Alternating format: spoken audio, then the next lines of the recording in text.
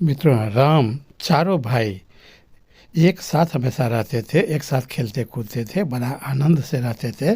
पूरे महल में किलकारियाँ गूंजती रहती थी। एक समय ऐसा आया जब चारों भाई एक साथ राजमहल से, राजधानी से दूर चले गए और एक लंबे समय के बाद, बहुत दिनों के बाद वहाँ से लौटे। उनके इतना दिनों तक इन लोगों को देखे बिना माता पिता बेचैन थे और ये लोग बहुत लंबे समय के बाद लौटे। जब लौटने की सूचना आई कि राम चारों भाई अयोध्या लौट रहे हैं, तो मित्रों ये पहला अवसर था कि चारों भाई एक साथ बहुत दिनों तक बाहर रह गए थे। माताएं बेचैन थी, परेशान थी, कब उन लोगों का मुंह देखेंगे। सभी अयोध्यावासी एकदम बेचैन थे कि राम को कब देखेंगे। महाराज दशरथ बुरी तरह परेशानी में थे कि कब राम का दर्शन होगा। वे तो राम के बिना एक क्षण रहना भी नहीं चाहते थे। माताओं से ज़्यादा दशरथ महाराज का तो प्राण थे राम। सभी लोग बड़ा बेचैन थे। जब महल के नज़दीक आए तो दुंदुभियाँ बजने लगी, बहुत ज़्यादा शोर शराबा होने लगी, बहुत सभी तरह के बाजा बजाने लगे। सभी लोग स्वागत की तैयारी में रास्ते में खड़े थे। पूरा अयोध्यावासी एकदम अद्भुत नज़ारा लग रहा था कि आज राम चारों भाइयों का पुनः बहुत दिनों के बाद दर्शन होगा।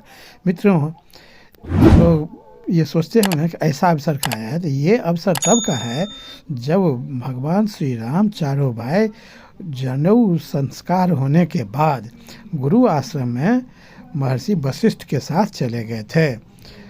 जनेऊ संस्कार जब होता है उसके बाद परंपरा है कि भिक्षा मांग करके लोग अपने परिवार में, समाज में भिक्षा मांगते हैं। उसके बाद गुरु के पास आश्रम में चले जाते हैं और जब तक विद्या अध्ययन समाप्त नहीं हो जाता है तब तक न ये लोग कभी आते हैं, न परिवार के लोग कभी जाकर के मिल सकते हैं।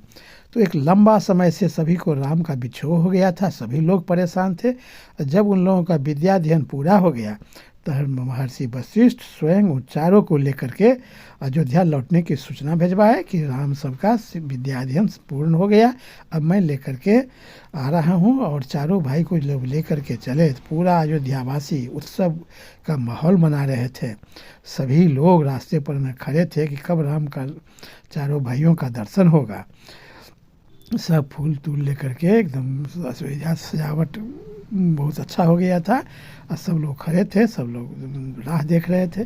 माताएं बेचैन थी कि कब दर्शन होगा। सब कल्पना कर रही थी या वो लोग जवान हो गया होगा, इतना बड़ा हो गया होगा, इतना बड़ा हो गया होगा। सभी एक से एक कल्पना में रत थी।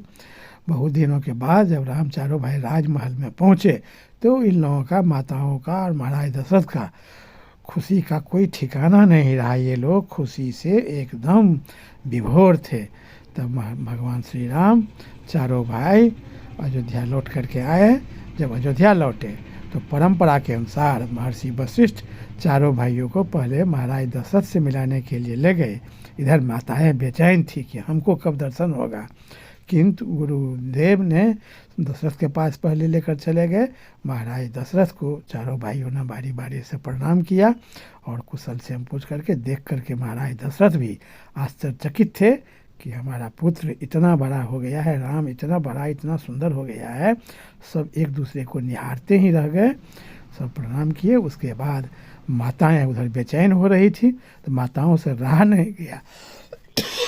तीनों माताएं वहीं पर पहुंच गई और तब वशिष्ठ महाराज ने कहे कि हे महारानी, हमसे थोड़ी सी गलती हो गई कि हमको पुत्रों को पहले आपके पास ले जाना चाहिए था। हमको अरुंधति ने, गुरु माता ने इनकी, हमको उससे कहे थे कि पहले माताएं बहुत बेचैन होगी, माताओं के पास राजकुमारों को ले जाइएगा, कि हम शिष्टाचार के कारण पहले महाराज दशरथ के पास चले आए, यही शिष्टाचार है। उसके बाद तो माताएं ने कही कि गुरुदेव, हम लोगों से प्रतीक्षा नहीं किया जा सका, इसलिए हम लोग यहाँ आ गए हैं, इसके लिए आप लोग हमें क्षमा कर दीजिए। तब सब एक दूसरे से मिले, बहुत ज़्यादा सब प्रसन्न हुआ। उसके बाद चारों भाइयों को राजमहल ले जाया गया।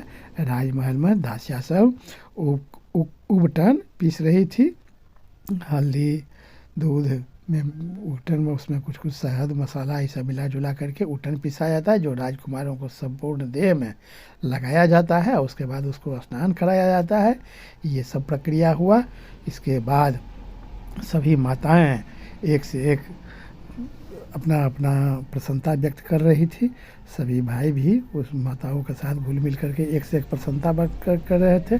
गुरुदेव वशिष्ठ ने भी कहे कि हे महारानियों, आप लोग अब इनका विशेष ध्यान दीजिए।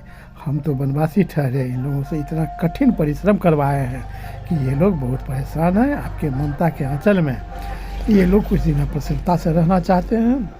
आप लोग इन पर में विशेष ध्यान दीजिए, क्योंकि हमने इनसे बहुत कठिन परिश्रम करवाया है।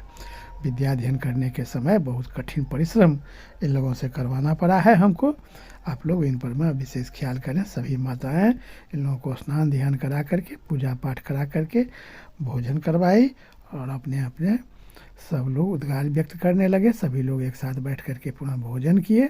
अब बहुत उत्सव का माहौल अयोध्या में हो गया, सब एक खुशी व्यक्त करने लगे। तो मित्रों, बहुत बहुत धन्यवाद।